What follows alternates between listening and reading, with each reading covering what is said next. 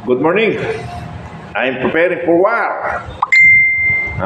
Ito na. Sinuot ko na kung pwede pa ako. Pwede pa ako mag-command. Pwede pa tayo mag-command. Good morning sa lahat ng listeners and subscriber and viewers. Please subscribe para lagi tayong updated sa situation sa ating bansa, lalo na sa West Philippine Sea. May naisipan ako i-vlog kasi may dalawang nagtalo sa Facebook, isang civilian at saka isang general, isang civilian na general. Yung civilian na yun is nag-run for governor sa kanilang province. Ang pinagtalunan nila, ang sinabi ng isang general ay dahan-dahan tayong nilalamon o kinakain ng China. Ang sinagot naman ni Governor ay baka sir, invaded na tayo. So yun, yung term na yun, invaded at saka kinakain. So yung kinakain o nilalamon na tayo ng China, malamig lang ang dating. Tapos yung invaded, medyo mabigat ang dating. So yun ang siguro pinagkaiba. Pagbigay kayo ng opinion, alin sa dalawa? Invaded or dahan-dahan tayong nilalamon? O kung dahan-dahan tayong nilalamon ng China, yes. Di ba ninyo na-obserbahan sa matagal na panahon, ngayon lang medyo napapansin natin, ang marami ng Chinese dito sa ating bansa. Hindi natin alam kung ano ang talagang mission nila. Katulad ng mga, anong tawag doon, yung mga pugo. Hindi natin alam yun kung anong mission pugo. At kung hindi ako nagkakamali, mayroon ng satellite o communication center sa loob ng Aguinaldo. Ewan ko kung napaalis na yun. So yun yung tinatawag na dahan-dahan tayong nilalamon. At marami ng estudyante, especially sa Mindanao, na mga Chinese. Bakit kaya? Malapit doon or what? So yun ang sabi ko nga, dahan-dahan tayong nilalamon. Tapos yung West Philippine Sea, talagang pinapasok na tayo. Now, sa invaded, nakapasok na sila. So, na-invade na tayo by sending their troops, special mission. Magkukunwari silang estudyante, magkukunwari silang workers, o whatsoever purpose. Yun siguro sinasabi ng invaded. So far, wala pa silang baril, pero nasa planning na yan, So kung alin man sa dalawa nun, parehas lang yun para sa akin. Please give me a comment regarding sa ganong dalawang term na yun. Okay. Nananawagan ako sa ating kababayan, sa ating kapwa Pilipino, na magkaisa na tayo. Wala na yung politika. Wala na yung away Duterte Marcos. Ang pag-uusapan na natin ngayon kung paano tayo magdepensa sa ating bansa. Iwasan na yung politika. Baka dahil nga dyan sa politika, lalong lumalala ang ating hidwaan ng China at saka Pilipino. So, iwasan na natin yan. Pero sabi ko nga, tayo mga Pilipino, sa oras ng kagipitan, nagkakaisa tayo tungo sa pagligtas ng ating sarili, ng ating kababayan, ng ating bansa. So magkakaisa na tayo. So yun ang pag-uusapan natin dapat sa mga, nanawagan ako sa mga vloggers, iwasan natin ang politika. Iwasan na natin kasi meron na tayong kinaharap na problema. Lahat tayo involved dito. Lahat tayo involved dito. Magkaisa na tayo, wag na yan politika. Yan ang nagpapagulo. Baka maaari pa yan yung dahilan. Kaya medyo lumalakas ang China sa pag-impede sa atin. So iwasan natin. Tayong Pilipino ay nagkakaisa pag once na inaapi tayo. Ano? Kasi ganito, nung April 9, sinimulan namin ni General Survivor. Nandun kami sa araw ng kagitingan, nasa libingan ng bayani kami, para lahat sana ng Pilipino pumunta doon para matawag tayong bayani. Wala naman. Wala naman pumunta ng ganong karami na expected namin. So ang gagawin natin ngayon, magkaisa tayo. Wala na yung hiringan na yan. Kayong mga followers, tayong mga followers, nino man. Ako followers ako ng Duterte at saka Marcos. Dahil nga, sabi ko nga, ang title ko, Makabayan and Informative Channel. Ito na yung binibigay ko information sa inyo. Makabayan ako, dapat tayo magkaisa na. Huwag na tayo maghiduaan. Iwasan na yung politika. Ha? Although, sabi ko nga, I'm sorry for the word, makasakit ako sa kapwa ko, Marcos, pero mahina nga yung presidente natin eh. Yung salita niya, hindi, kumbaga hindi tatayo ng balahibo eh. Sa karakter ng isang tao, makikita mo dyan kung gaano katapang, katatag ang sarili mo. Diyan makikita eh. Kasi ang karakter ng, sabihin natin, karakter ng Pilipino, doon, sa salita pa lang niya, pwede siyang magpakamatay para sa bayan. Pwede siyang lumaban para sa bayan. Pwede siyang lumaban para sa kanyang pamilya. So, hindi naman ako sa nag-underestimate. Nagkakaroon lang ako ng pag-i-evaluate ng isang tao, lalo na ang mga leaders in the government. Yung pag-announce niya sa drugs yung sabi nga ni General Survivor ni General Dado, General tawag ko sa kanya kasi kung hindi siya umalis, ganun talaga ang magiging rango niya rin unless nagkakaso siya. Okay, na 13 billion na huli. Okay, mamaya ko i-discuss nga pala yan. Dito muna tayo sa focus tayo doon sa pagkakaisa. Pagkakaisa tayo dapat. Kasi ngayon ang Iran at saka Israel, matindi na. Sumali na rin ang US. Pero siguro hindi yan madala sa pamagitan ng World War III. Baka hindi madala. Kasi hindi naman superpower ang Iran eh.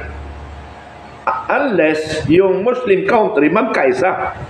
Ayan ang simulang World War III. Pero kung hindi nakikiisa ang Middle East sa laban ng ganito, sa sitwasyon ng ganito, hindi yan magkakagera. Pero ang China, naglaban ang China at saka Pilipinas, maaring yan ang simula ng gera. Mamaya natin pag-usapan. Ang pag-uusapan natin ay pagkakaisa. Tigilan na natin yan. Yung Marcos Duterte, andyan na, nakaupo na nga sila eh. Presidente ang Marcos, Vice President ang Duterte. Kaya pag ikinumpir ko, ito, comparison ito lang opinion ko. Kung ayaw nyo makinig, ay wala akong magagawa. This is my opinion. Okay. Pag ikumpara ko yung dalawa, alin lang mas matapang? Yung Vice President o Presidente? Nasa Vice ako. Matatag ang sarili ito at saka palaban. May direksyon ng kanyang kaisipan. Ang kanyang pamumuno. Okay. Ikukumpara naman natin. Vice President Sara and the First Lady. Nako, diyan medyo sa publiko nag-iiringan itong dalawa na ito eh. Pag nagsalubong, nakaganon. Tapos si Inday Sara, nakadiretso lang paningin. Si First Lady, nakaganon.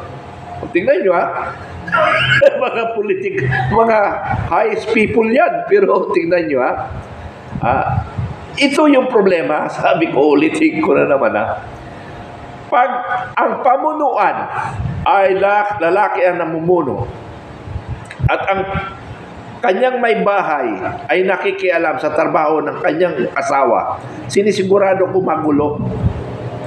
Bakit magulo? Kasi yung line of thinking ng may bahay, iba. Tapos iba rin namumuno. Kung ang namumuno, nadidiktahan, walang prinsipyo, ay delikado. Mabuti na lang yung situation kay kay GMA at saka kay First Gentleman.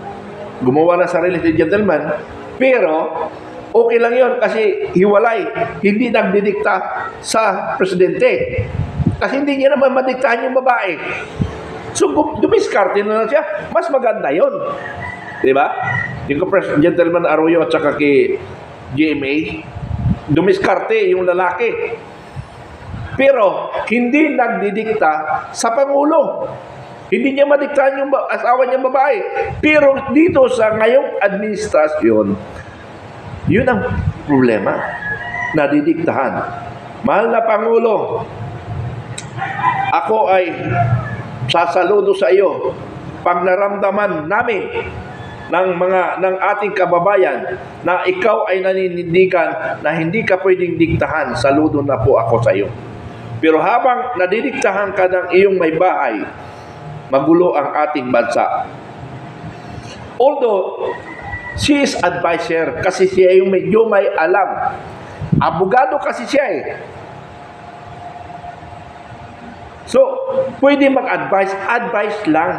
But the decision is coming from you. Kaya lang ang problema nga eh, yung sabi ko nga yung boses eh. Parang hindi hindi katakot-takot ang mga salita. Pero meron namang salita malumanay na salita, pero may underground, delikado yun. May ganun eh. Malumanay ka magsalita sa harapan ng publiko, pero yung isip mo may underground, mas delikado yun. Ganun ba pagkaintindi nyo? Pero ako parang hindi. Ano? So, inuulit-ulit ko, ito ang isang tampo ko sa ating Pangulo. Sinuportahan namin siya, pero ito yung tampo namin, yung nagpapadikta siya. Pangalawa, yung mga sinasabi niya, hindi niya pa ginagawa. Hindi ko pa dinidiscuss yung sinasabi ko na hindi niya pa ginagawa. Hindi pa panahon para i-discuss ko yun. Dahil kasama kami sa plano nun. Ang hiling ko lang talaga, manindigan ang ating Pangulo. At siya, huwag magpadikta. Sa United States, okay. Halimbawa, may laban sa China at hindi na talaga natin maiwasan na labanan China at saka Philippines. Okay. Huwag tayong hihingi kaagad ng saklulo. Kasi yan ang magti-trigger ng gera. Ha? Yan ang magti-trigger ng gera na hindi ka pa nga nakakante, nasasaktan, humingi ka na ng saklulo na gustong tulungan ka kaagad.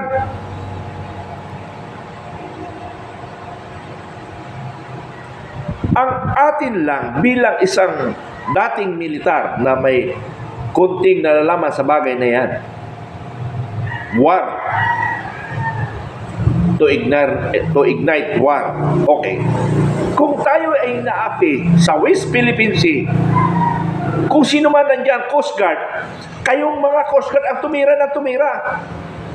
Lumaban kayo. By your all means, by all your capability. Huwag muna sumali ang armed forces para hindi mag-trigger sa gera. Coast Guard to Coast Guard. Mamatay kung mamatay. At least, kaya nating ipagtanggol ang ating sarili o ang ating bansa na hindi tayo pwedeng lupigin. Bakit yung Korea, yung Vietnam, hindi napapakilaman ng China? Dahil nag-iisip pa lang ang China, lumalaban na ang Vietnam, Korea. Tayo, binubomba na tayo ng tubig, hindi pa tayo lumalaban. O wala talaga tayo panlaban na equipment. Yun yung problema. Pero at least, pinakita natin ang tapang natin. Yun na lang. Ipakita natin ang tapang. Na hindi tayo pwedeng lupikin, api-apihin ng ibang bansa. Now, Coast Guard to Coast Guard, laban tayo. Huwag mo munang i-involve ang AFP kasi Coast Guard to Coast Guard eh. Fight kung fight. Ang question lang siguro dyan, yung capability ng Coast Guard natin, yun ang question. Yung available equipment ng Coast Guard, lumaban na tayo. Ipakita natin. That's the time. Pag nakita na nakakaya tayo, na superior tayo, it's either way, papasok ng AFP in coordination to allied forces. Hindi yung papasukin natin ang US, ay di lalong nagaling ng China. Sabi nga ng ating Malacanang sister, si Amy Marcos, si Senador Amy Marcos, wala tayong pipiliin. Wala naman tayong kalaban. So, may punto ang ating senadora. Wala tayong pipiliin, wala tayong kalaban. But, will defend our Philippine territory. Di ba? Doon sa ating capability lang. Maaaring hindi pa naman involved ng armed forces ng China. At Coast Guard to Coast Guard. Ngayon, kung talaga mag-trigger, wala na tayong magagawa. At least, tayo ang lumaban.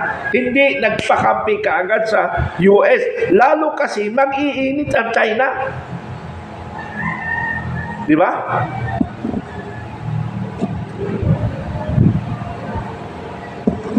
Lalo mag-iinit ang China kung nanghingi tayo kaagad ng saklolo sa US, hindi pa tayo nagsimula. Okay, sabi nga, may mga coordination. Coordination yun. But once na nag-kumilos tayo, Coast Guard to Coast Guard, hayaan nyo yung Coast Guard. Pakita natin na may tapang tayo. Now, kung involved ng forces to forces, wala tayong magagawa kasi yan na yan eh. Andyan na yan. Kaya nga ako, sabi ko nga, nagsisimula na kami ni General Dado as guerrilla warfare, guerrilla units. Nag-organize kami, nag-usap kami bago kami naghiwalay. Mag-initiative na tayo. Kasi ang laban lang natin versus China is guerrilla warfare. Hindi natin kaya ang conventional warfare. Kuto lang tayo. Pero sa guerrilla warfare, diyan ang laban natin.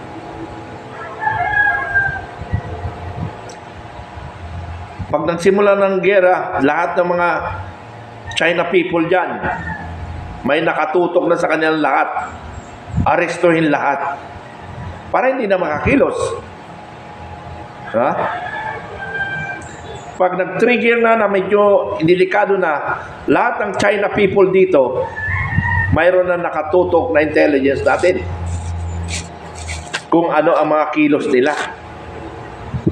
Once nagpumutok doon, lahat ng China ipunin. Mga Chinese. Kasi pag hindi natin nabantayan yan, armas na lang ang kulang nila. Hindi natin alam yung armas, naka-ready na pala dyan sa mga island. O naipasok na sa mga bodega. Yung mga armas na mga China, hindi natin alam. Mahina tayo sa ganong mga sistema eh. Naka-imbak na pala yung mga baril. Alam na nila kung saan nila kukunin mga baril.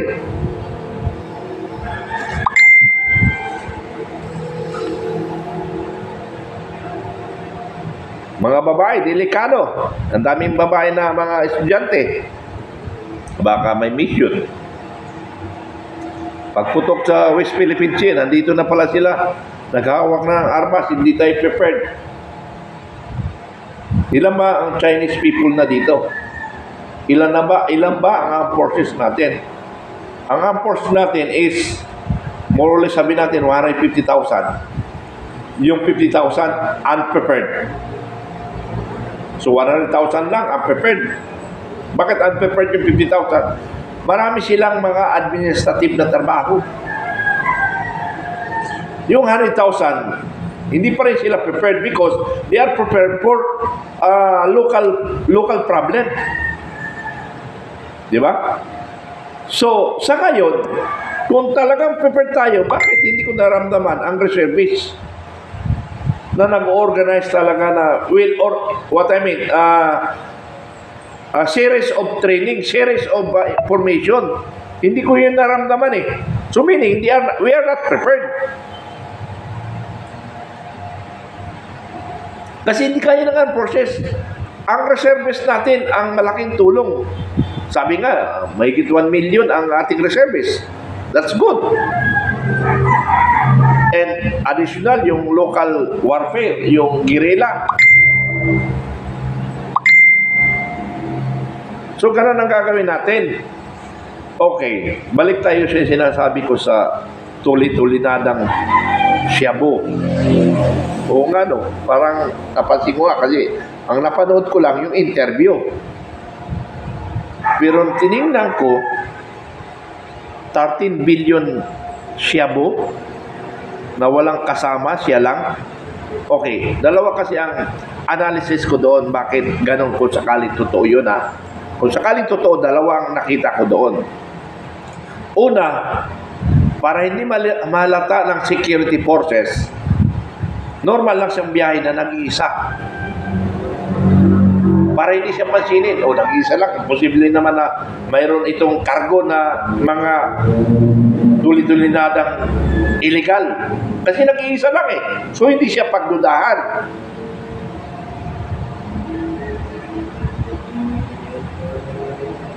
Pangalawa, katangahan na yung gumawa nun.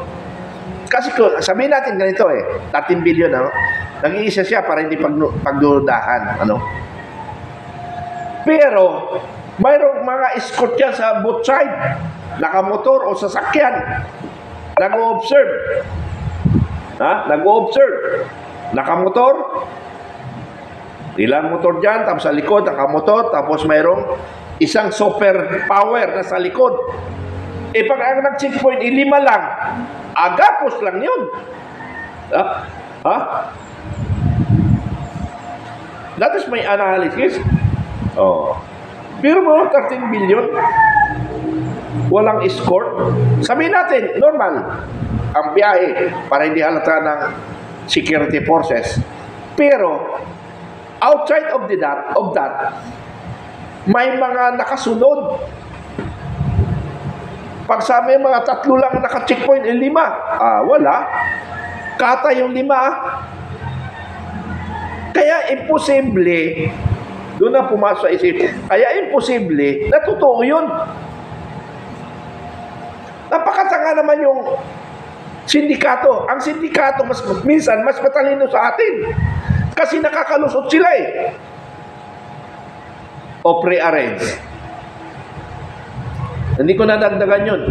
Kasi mas matindi na explanation ni General Survivor doon. Ang akin lang, dagdag doon sa hindi nabanggitin Survivor.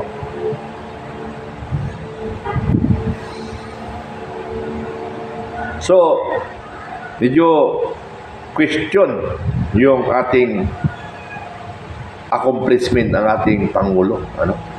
Na-question. Ang dami nag-question ngayon. Alam niyo na yung vloggers ngayon, hindi katulad sa mainstream media, nabayaran yung mainstream media, hindi natatahimik eh. Pero yung vloggers, na hindi bayad. Na hindi bayad. Mapuputak yun. Tulad ko. Nagpuputak. May piso. Honest to goodness, may piso, wala pa akong hinikita dito. Since 2021 ako nagsimula. May piso. Tinatamad kasi ako, paano hanapin yung pera na yun? Tinatamad ako. At saka para masabi ko naman na hindi ako interes sa pera. Kahit ako naghihirap. Ang importante na ipaparating ko sa kababayan ko ang mga nangyayari sa ating bansa. Yun ang pinakamahalaga. Makabayan and informative channel. That is my channel. Okay, so much for that. ano, magkaisa na tayo. Wala na yung Marcos Duterte. Anyan, nakaupo na sila. May Vice is Duterte. Marcos is President. Hindi nagkaisa na. Magkaisa na lang kayo. Kasi pag oras sa gera, yung dalawang pinuno na yan, magkaisa tungo sa pagdepensa sa Pilipinas. Itigil na nga yung mga kuwan na yan, yung mga sabi nila, Marcos, Duterte. Tapos ng eleksyon. Ano pa ba yung pinagsasabi nyo? Ginawa na nga namin April 9. Puro dada lang pala tayo. Wala naman nangyari. Pero kami, ni General Dado, ginawa namin. Hindi kami puro dada. At niready na namin ang buhay namin. Siya, si General Dado, kanyang pack for 3 days. may mga pagkain na nga sa bangke. Ako wala pa kasi nasa sasakyan. At sinabi ko sa anak ko, pag sakaling ganito sitwasyon, kunin nyo na lang yung sasakyan. Andun ang susi.